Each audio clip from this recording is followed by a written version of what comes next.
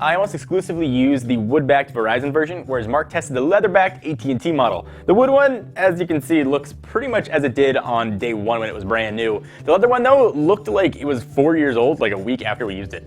It did not age well. So most of what was talked about in the review is still pretty accurate. If you haven't seen it though, click down right here and go ahead and watch that, or hit the link down below to go watch the video, and then come back to this one. I'll wait for you, I'm not going anywhere.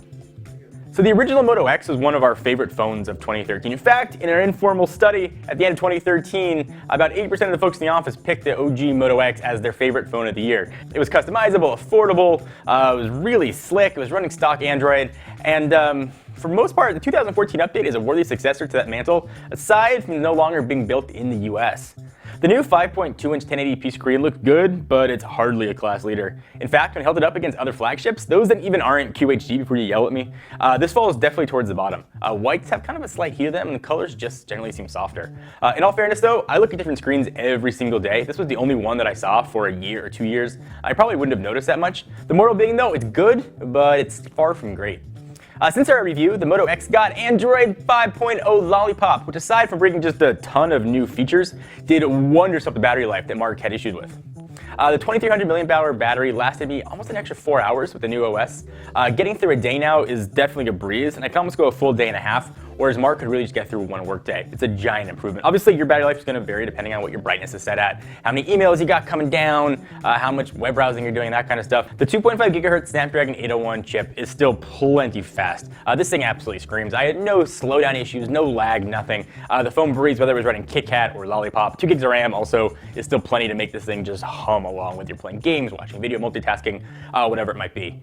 I still love the experience that Moto's putting out here. The formula is this. It's entirely stock Android with upgradable apps to enhance the experience, which means you get Android updates way quicker because the add-ons are just app-based. They can constantly be updated through the Play Store. The 2014 Moto X gets 4 front-facing sensors, making Moto display way more accurate to hand waves.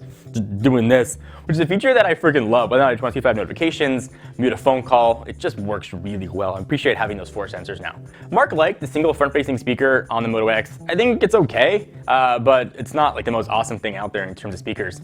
But in all fairness, I really only use it when I'm playing games, whether I'm watching a video, or just waiting to hear a ringtone come in. So it's certainly not a giant deal. So the camera on the original Moto X was definitely its Achilles heel. It's better this time around with a 12 megapixel sensor, but it's not as big an improvement as you might think. If you're taking pictures in an ideal setting with plenty of light outdoors, they're gonna look really nice. But drop the lighting even a little bit, they start to look washed out, not as great as you'd expect. 4K video is a nice addition, but depending on what model you have, it's gonna be limited in storage, either 16, 32, or 64 gigs. So I hardly use the 4K video feature. The ring flash, I think, is one of the coolest looking things on it, and it's definitely neat, but it doesn't really do anything more than the standard LED flash. But it does look so pretty. I wish the bezels were a bit thinner. The dimple doesn't feel as good as the original, but the phone still feels and looks pretty good to me. I still generally really like this phone, and when I want to use an Android device, I almost always pick up the Moto X. It works well, it's small, it's a solid device, it's got good battery life, charges up nice and quick, and I know it's always going to have the latest version of Android out there. So 4 months later, would I still get this phone if I was looking to sign a contract? Yes, absolutely I would. Customizable options, available on pretty much every carrier, latest Android updates. Not the best screen in the world, maybe not the best camera, but the phone experience is wonderful. Motorola did a really nice job augmenting what was already a really great Android experience. So if you want to pick up a phone that's going to last you for the next 18, 2 years, or a year, whatever your contract might be, I can still wholeheartedly recommend the Moto X. Anyway, thank you guys for watching. Hope you enjoyed. If you like the Moto X, give the video a thumbs up. We always appreciate it. Until next time, I'm John Rendish from Buffalo. Talk to you guys next video.